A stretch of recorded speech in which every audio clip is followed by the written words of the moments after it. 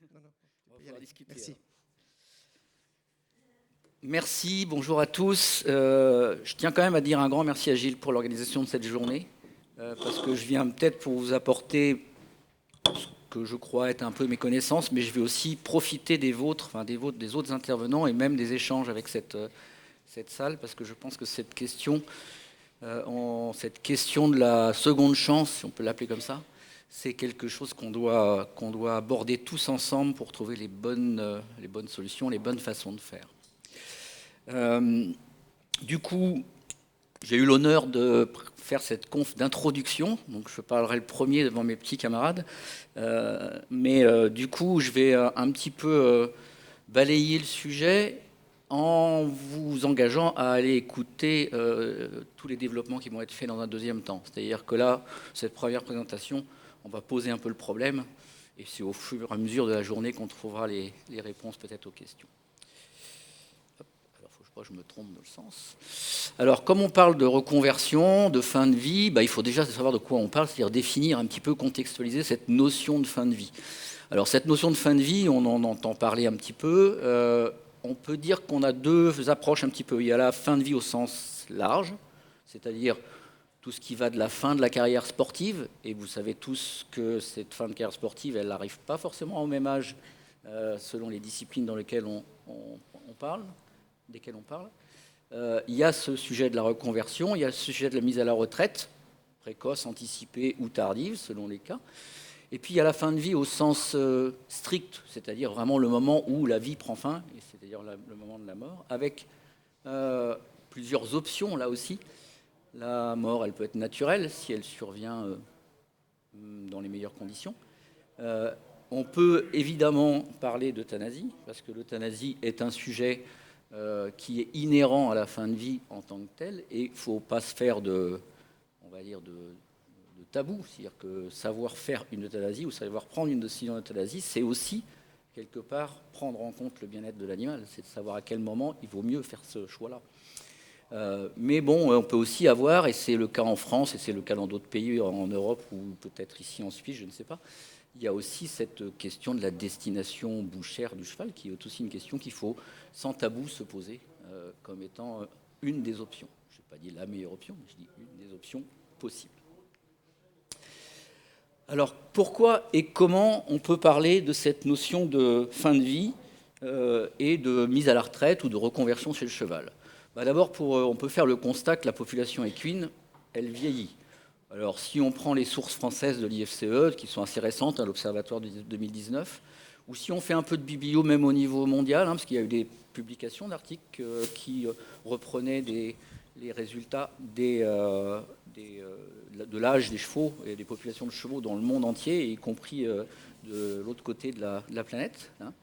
On s'aperçoit, donc là je vous ai remis les chiffres français, qu'on évalue à peu près à 160 000 le nombre de chevaux retraités en 2019. Ce qui est intéressant, ce n'est pas tellement le chiffre, parce que je pense que c'est sous-estimé.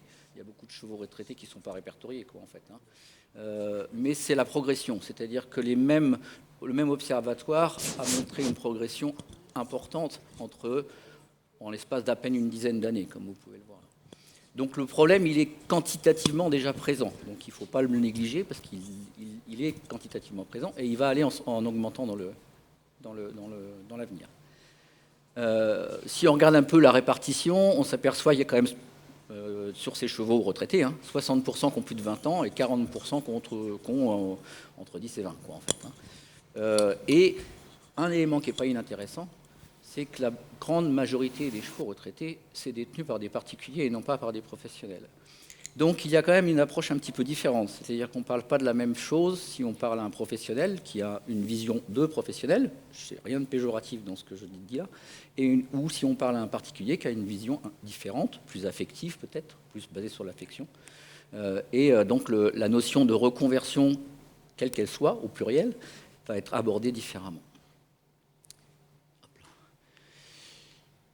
Alors, bien évidemment, l'une des raisons pour lesquelles on parle de retraite, et l'exemple de Gilles était assez caricatural de ce point de vue-là, c'est qu'effectivement, il y a certaines carrières sportives qui sont assez courtes, déjà structurellement. C'est-à-dire que les courses en France, à 8 ans, c'est fini, en gros.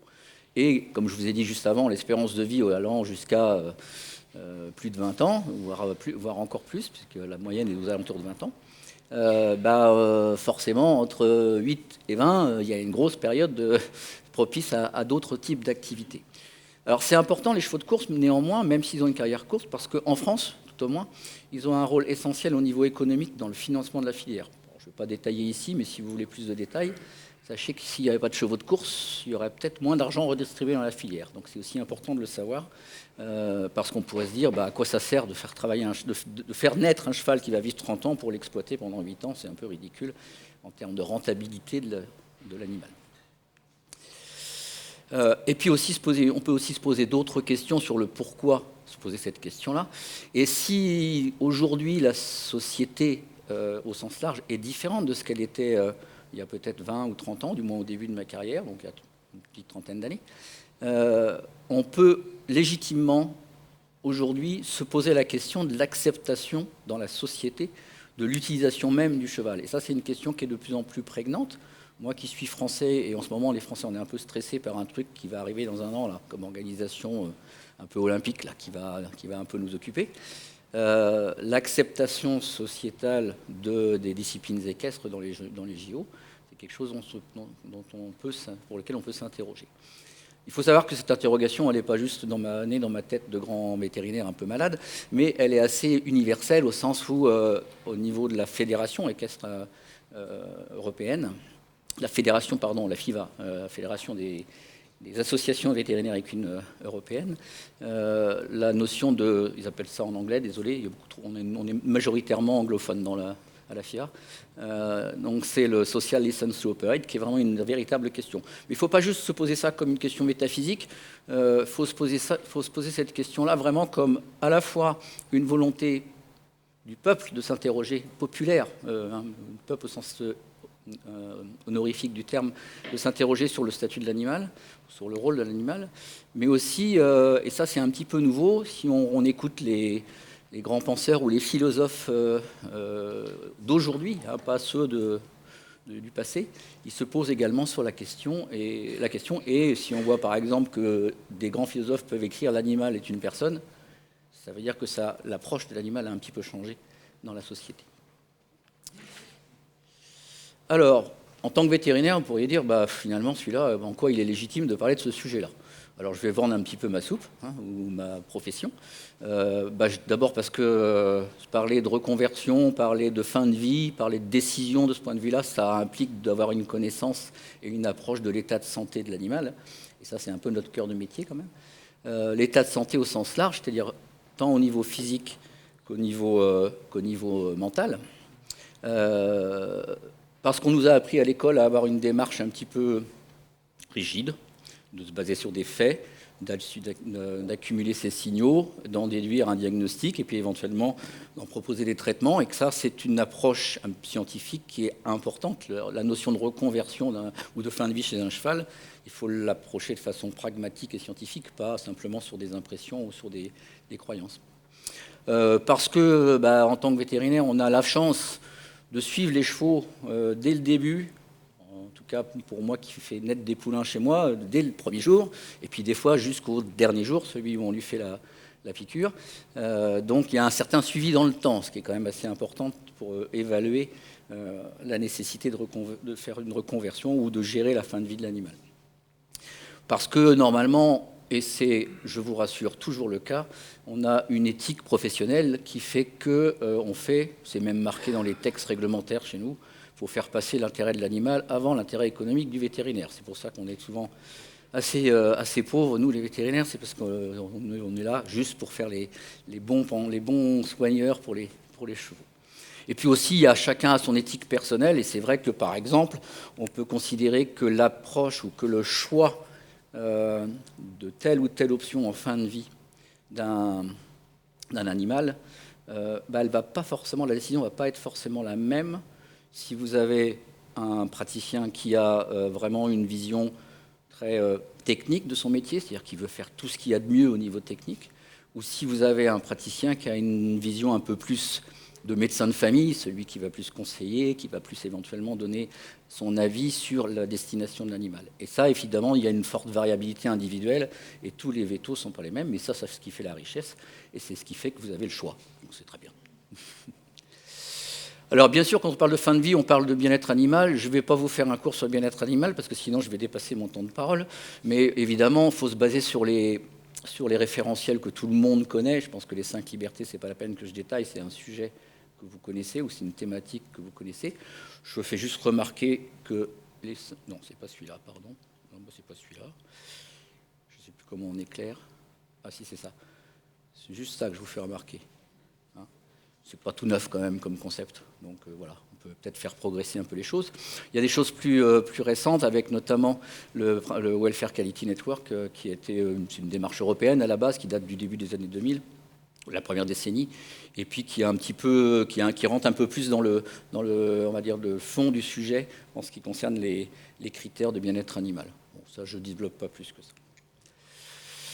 Alors après, quels indicateurs on va faire pour faire ces choix? Parce que la question d'aujourd'hui, c'est ça. Quels indicateurs on prend? Sur quoi on se base?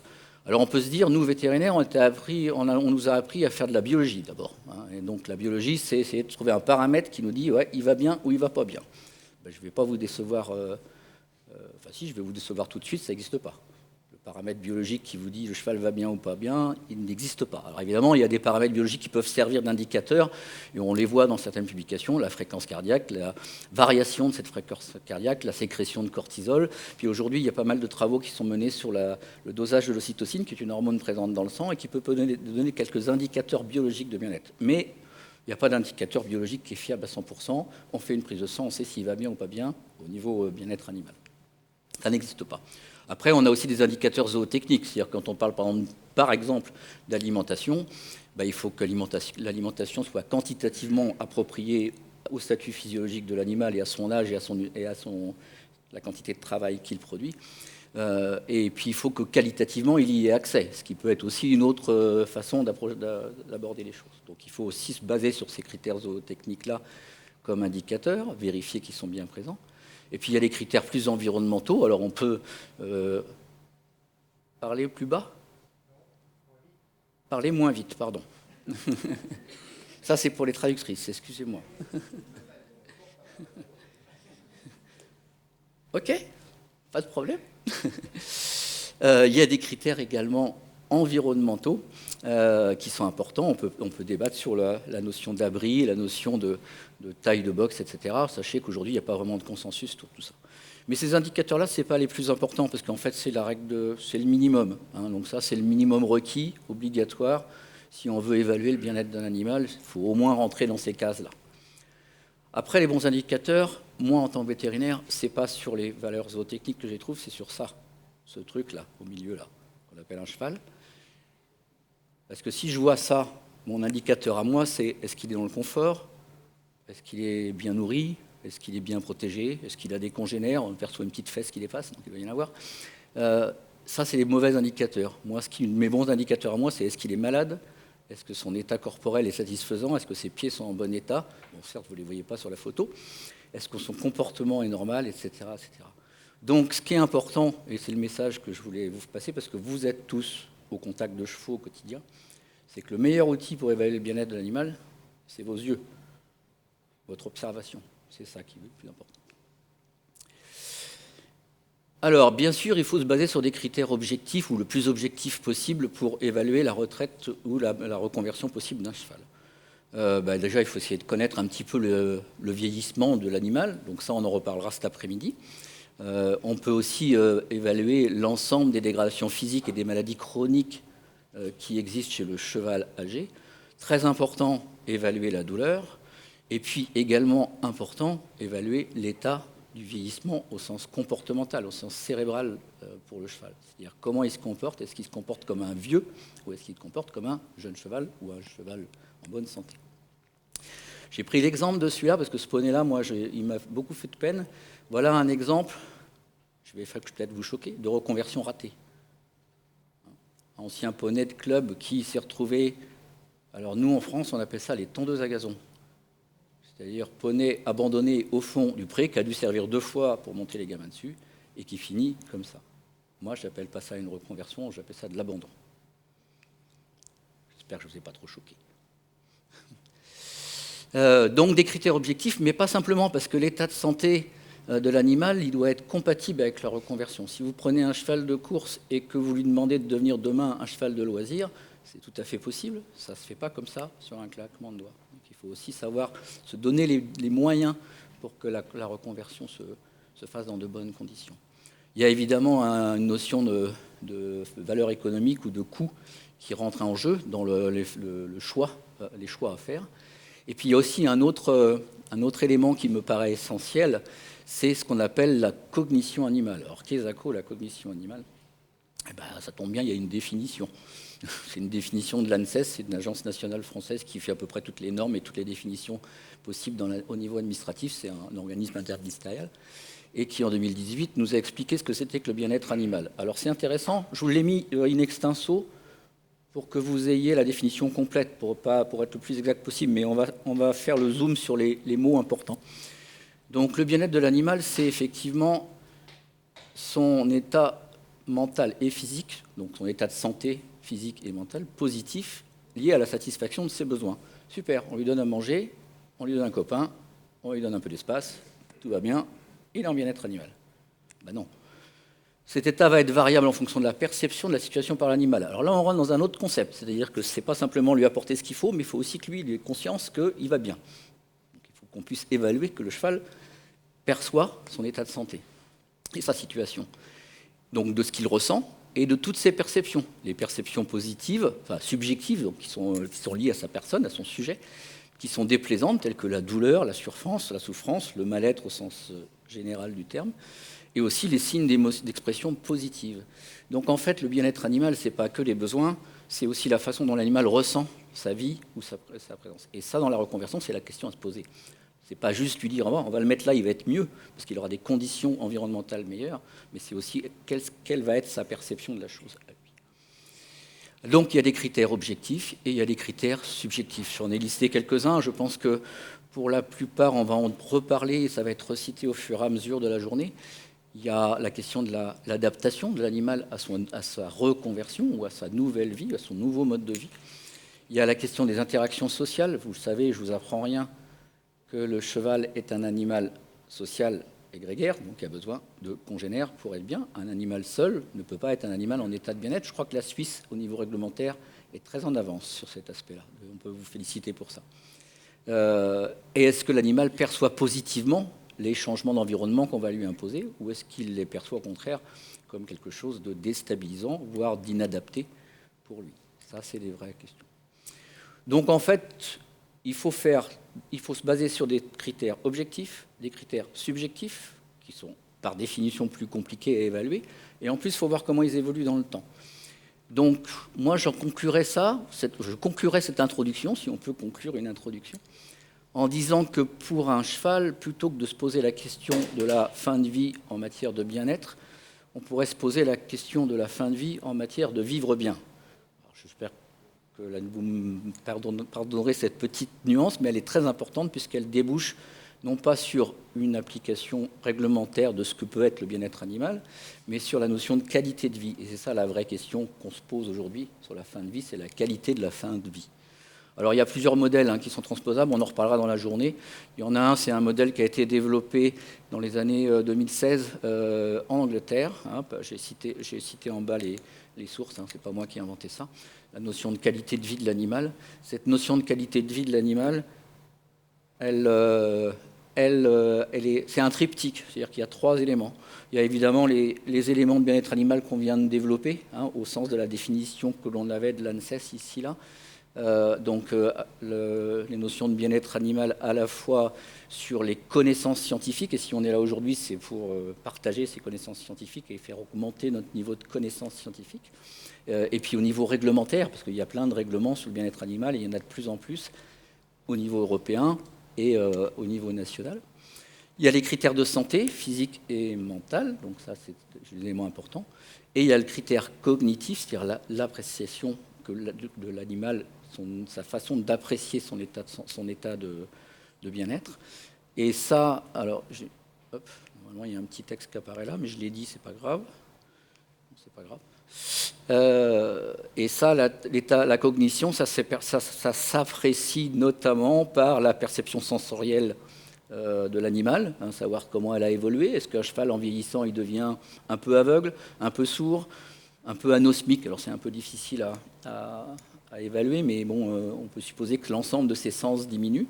Est-ce qu'il a des affections douloureuses? Est-ce que son activité exploratoire, elle est maintenue, elle est toujours présente, ou est-ce qu'elle est complètement diminuée? Donc ça, c'est la façon dont on peut apprécier comment il se sent, si on peut dire ça comme ça. Comment il apprend, ou comment il continue à apprendre, ou comment il perd ses apprentissages, parce que ça, c'est aussi un autre élément, et comment il s'adapte à ses variations d'environnement. Et ça, c'est le cheval âgé. Je dis senior, parce qu'âgé, je trouve que c'est pas sympa, et puis en plus, ça me fait penser à ma retraite, moi aussi, donc ça me plaît pas trop. Ça, c'est les éléments les plus compliqués. Ça, on sait faire. Ça, on peut se documenter. Ça, c'est les éléments les plus compliqués à évaluer. Donc, c'est ça qui est important, en fait. Il y a un autre modèle qui est assez intéressant, que j'ai retrouvé, qui est plus récent, et qui est le modèle de Fried. Alors, c'est complètement inspiré de la gériatrie chez l'homme. Donc, là, on fait de la pathologie comparée. Le modèle de Fried, il a été développé chez les animaux de compagnie. Je crois que je le dis un peu plus loin. Il y avait 33 critères qui ont été établis chez le chien âgé pour savoir s'il va bien ou pas bien. Chez le cheval, dans le modèle de Fried, c'est juste pour regarder mon timing pour ne pas me faire gronder. Dans le modèle de Fried, il y a d'abord un phénotype. Phénotype, c'est dire à quoi ça ressemble un cheval senior, physiquement, comme ça. On voit sur une photo à quoi ça ressemble. Et les 5 critères qui ont été retenus dans ce modèle-là, mais qui correspondent assez bien à ce qu'on constate sur le terrain, c'est la perte de poids. Alors évidemment, la perte de poids, si elle est intentionnelle, si c'est un cheval qui est trop gros qu'on fait maigrir, c'est pas de la maltraitance, c'est au contraire, c'est de la bonne santé. Mais la perte de poids qui est involontaire malgré les apports nutritionnels conséquents. Alors il y a la notion musculaire, il y a la notion d'amyotrophie. Et là, il faut faire un petit peu la distinction, et ça c'est assez intéressant, parce que sur le terrain, c'est vraiment quelque chose qu'on voit.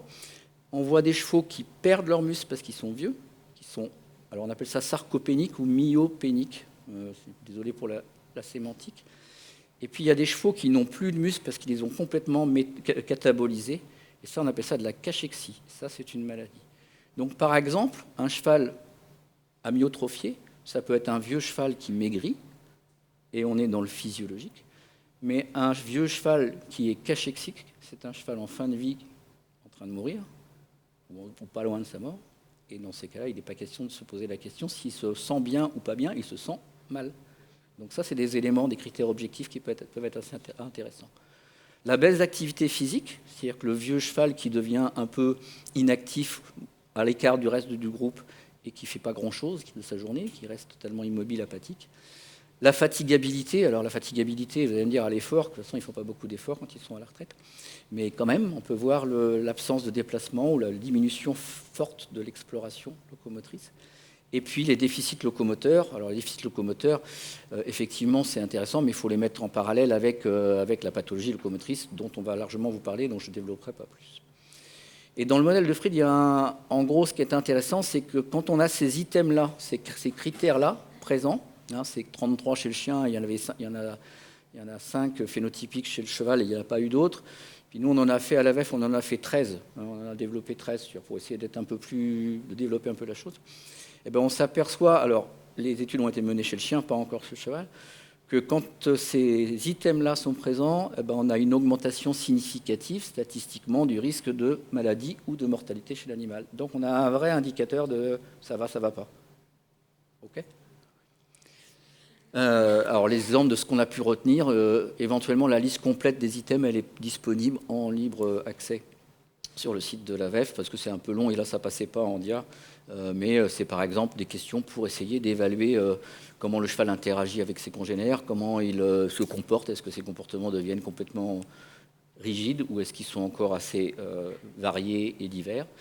Est-ce qu'il est encore adaptable, est-ce qu'il perd ses apprentissages, est-ce qu'il ne sait plus où il habite, est-ce que par exemple quand il y a un autre membre du groupe qui s'en va, le cheval rentre dans un état de stress, etc. etc. Ça, c'est des questions importantes. Je voulais conclure par des images un peu choc, c'est ça qu'on ne veut pas voir. Le cachectique en haut, l'abandonné en bas qui est en train de finir sa vie, qui a gratté pendant 2 jours, et puis celui qu'on trouve comme ça. Et moi, quand on m'appelle et que je trouve ça, je peux vous dire que je rentre, je ne suis pas content de la vie et du monde. Voilà. Je suis fâché. Donc c'est vrai que l'abandon, pour moi, c'est presque pire que la mort, et que parfois, vaut mieux une belle mort qu'un vilain abandon. Et ça, c'est peut-être une des idées fortes que je voulais passer. Et mon temps étant fini, je vais pouvoir juste conclure. Donc, pas de défaut de soins. Et ça, c'est un discours, nous, vétérinaires, qu'on a au quotidien avec nos clients, c'est que le vieux cheval qui n'a plus d'activité sportive, c'est pas pour ça qu'il doit plus être examiné de temps en temps pour voir ce qui se passe, parce que sinon, lui, il se dégrade, et il se dégrade sans que personne ne regarde qu'il se dégrade et sans que personne prenne les mesures nécessaires. Et ça, c'est important. La douleur, parce que de toute façon, vieux égale douleur, je peux vous le confirmer. Plus ou moins. A contrario, l'acharnement thérapeutique, enfin voilà, il y a un moment où quand on a des chevaux cachectiques et dans cet état-là, ça ne sert à rien de lui passer une perf. Hein. Ok, on est clair. Hein. Là, il faut prendre des décisions humaines, humanitaires. Et puis, comme je le disais tout à l'heure, avec l'exemple de mon poney, celui qui est abandonné au fond du jardin et qui ne voit plus jamais un autre congénère, ni personne d'ailleurs, bah, finalement, celui-là, est-ce qu'il vaut mieux pas qu'il ne soit pas là? Alors sur la fin de vie sans strict, ce n'est pas trop le sujet aujourd'hui. Je voulais juste vous dire que les options, elles existent. En France, au moins, il y en a 3. C'est mort naturelle, euthanasie, filière bouchère. Parce que nous, réglementairement, c'est faisable. Enfin, c'est même dans le règlement. Donc il y a des exclusions réglementaires liées aux médicaments. Mais c'est surtout sur l'aspect éthique. Moi, je me pose toujours la question quand je vois ça. Alors, est-ce qu'un cheval comme ça a une qualité de vie correcte? Peut-être. À voir. Est-ce qu'un cheval comme ça a une qualité de vie correcte? Je vous laisse répondre. Moi, j'ai un avis plus tranché sur celui du haut. Pardon? Ah, il est suspendu. Oui, ça ne se voit pas trop, peut-être la photo n'est pas... Hein, et ça, on a eu ça avec des maladies, nouvelles maladies avec des problèmes de perte d'équilibre et puis les maladies neurologiques comme l'herpès virose type 4, les neuro, avec des chevaux qui se retrouvent suspendus pendant un mois comme ça, je peux vous dire que ça, c'est pas... Voilà. Alors, certains se relèvent, enfin, certains retournent sur leurs quatre pattes, mais ce n'est pas toujours le cas. Et des fois, on a fait mis en place beaucoup de moyens pour des résultats qui ont finalement peut-être été trop tardifs pour qu'ils soient acceptables éthiquement. Techniquement, ils sont faits, ils sont bons les résultats, mais éthiquement, c'est une autre question. Et puis, il y a aussi des dérives. Alors, il faut faire attention. L'abandon, j'en ai déjà parlé. Mais je ne sais pas si vous connaissez ce qu'on appelle le wording. En anglais, je suis désolé, c'est le terme courant. En français, c'était traduit par syndrome de Noé, mais comme mon fils s'appelle Noé, je n'aime pas du tout ce nom-là. En fait, c'est les collectionneurs, les gens qui gardent des chevaux jusqu'à la fin, d'après la fin. Et ça, c'est aussi quelque chose pour lequel il faut lutter. Là, le problème, ce n'est pas le cheval. Le problème, c'est le propriétaire, souvent. Enfin, c'est le détenteur. Ce n'est pas un problème franco-français ou européen. Je vous ai mis 2 petits exemples. Alors, depuis une quinzaine d'années, les Américains ont énormément de soucis avec ce qu'ils appellent les unwanted horses, qu'ils abandonnent. Alors, ils ont la chance aux États-Unis d'avoir des grands déserts, donc c'est assez facile d'emmener un cheval au milieu du désert, et puis les prédateurs naturels s'en occupent. C'est quand même un énorme problème, parce que, alors les chiffres sont un peu anciens, mais en 2007, il y avait quand même quantifié à peu près 170 000 chevaux abandonnés dans les déserts aux États-Unis. Quand même pas rien, 170 000. Alors, vous allez me dire, à l'échelle des États-Unis, c'est peut-être pas grand-chose. Je pense que ce chiffre, aujourd'hui, il est largement plus élevé. Et puis, beaucoup plus récemment, parce que ça date d'il n'y a même pas un mois, je ne sais pas si vous êtes au courant, mais en Australie, où les chevaux sont également en surpopulation et où les contrôles de naissance ne se font pas, on se retrouve avec une telle population équine redevenue férale, enfin sauvage, plus ou moins sauvage, que ça met en jeu l'environnement et la biodiversité du site. Et que là, aujourd'hui, le gouvernement australien a autorisé l'abattage, je ne sais plus combien, par hélicoptère et au fusil à lunettes de... Je ne sais plus le chiffre, mais enfin, peu importe. Voilà. Peut-être quelqu'un sait 15 000. Ouais, 15 000. Merci. Merci de m'avoir remis la mémoire. Donc ça, c'est aussi des choses... Alors en France, vous allez me dire, on n'a pas de désert et puis on n'a pas la place des Australiens, mais on a quand même des forêts et des fois, on retrouve des cadavres de chevaux dans les forêts. Donc c'est aussi un problème qu'il ne faut pas laisser là. Pour l'euthanasie, j'en dirai pas plus. En France, c'est un acte strictement vétérinaire pour des questions, on va dire, évidentes. On ne va pas laisser les gens euthanasier eux-mêmes leurs chevaux avec des produits avec lesquels ils peuvent éventuellement aussi euthanasier leur grand-mère. Donc c'est hyper strict réglementé, hyper traçabilité et tout ça. Sachez quand même, parce que c'est important, que en ce qui concerne en France, on a une checklist, on a une clé, ce qu'on appelle la clé Phoenix, parce que Phoenix, c'est celui qui renaît des cendres, vous savez, qui donne vraiment le mode d'emploi, et notamment pour les jeunes confrères et consoeurs, de comment on prend la décision, comment on la fait, et qu'est-ce qu'on gère après. Parce que ça, s'il y a bien un truc qui n'est pas facile, et pour moi est sans doute un des actes les plus compliqués de notre métier, c'est de réussir une belle euthanasie. Je sais que ça peut choquer de dire ça, mais une belle euthanasie, c'est bien. Alors il y a d'autres approches, hein, et notamment il y a des position papers de la Fédération européenne, parce que la sensibilité par rapport à et la réglementation d'ailleurs par rapport à l'euthanasie des animaux n'a rien à voir en France, dans les pays du Nord ou dans les pays du Sud de l'Europe. Donc ça, vous pouvez éventuellement vous renseigner sur les différentes approches. Il faut savoir par exemple que dans certains pays, je ne vais pas le citer pour ne pas faire de bashing, mais il y a des pays où l'euthanasie de convenance est tout à fait réglementée et légale. Le cheval finit sa carrière sportive, la reconversion, c'est piqûre. Voilà. Après, c'est comme ça. Voilà, et je vous dirais simplement en conclusion de cette introduction, je pense que c'est un exercice bizarre, une conclusion d'introduction, mais voilà, parce que je vais laisser la parole à tous ceux qui vont développer toutes mes idées un peu fouillis là, au cours de la journée et qui vont donner toutes les réponses, j'en suis certain.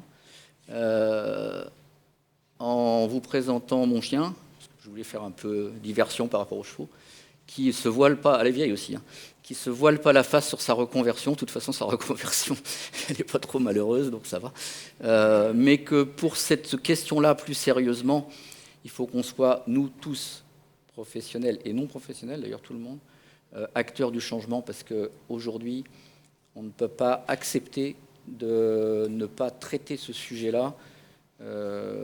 On a des chevaux, on les utilise, on les exploite au bon sens du terme, et après il faut qu'on gère la suite. On ne peut pas se cacher la tête sous le tapis. Je vous remercie.